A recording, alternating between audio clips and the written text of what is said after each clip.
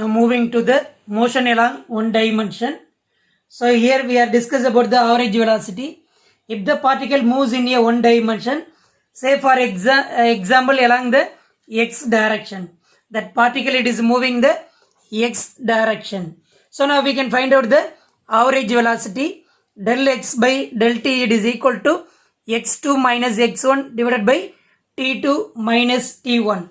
So here average velocity means it is a vector quantity, but in a one dimension means we are only using the two direction. One is the positive x direction, so another one is the negative x direction. Hence we use the positive and negative sign to denote the direction. So now the time we are find out the instantaneous velocity or velocity. Already we know the v equal to limit del t, it is the 0, del x by del t. So that means already del t, already we know the dx by dt. It is the t, dx by dt. So here the graphically the slope of the position and the time graph will give the velocity of the particle.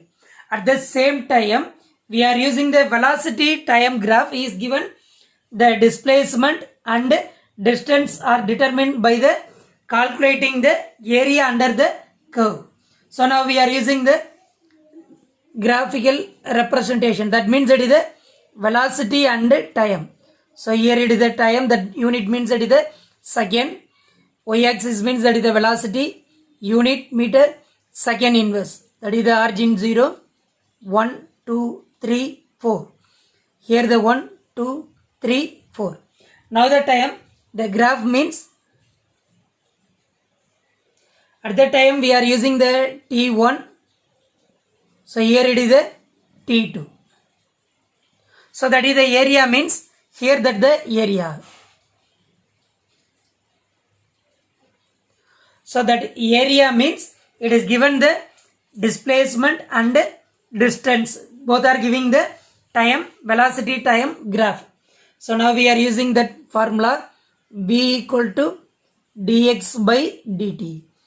So now that means that is the dx equal to v dot dt. So here both side we are taking the integration. That means it is the dx, that is the initial position x1, another one is the x2. It is equal to v dot dt. V means that is the constant value. So take out from the integral v. Time means that is the t1 to t2. That means that is the dt. So that is the v dt. That is the integral of t1 t2 v dt means it is represent the area under the curve with the velocity of the function at the time. So that means that is the v dot dt.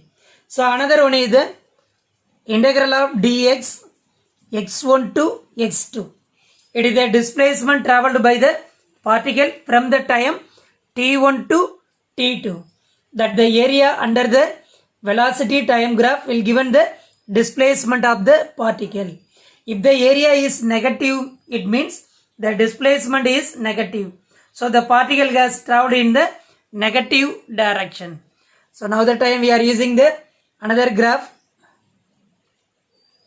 So suppose it is the positive means here it is the moving, negative means it's the direction, that is the positive displacement.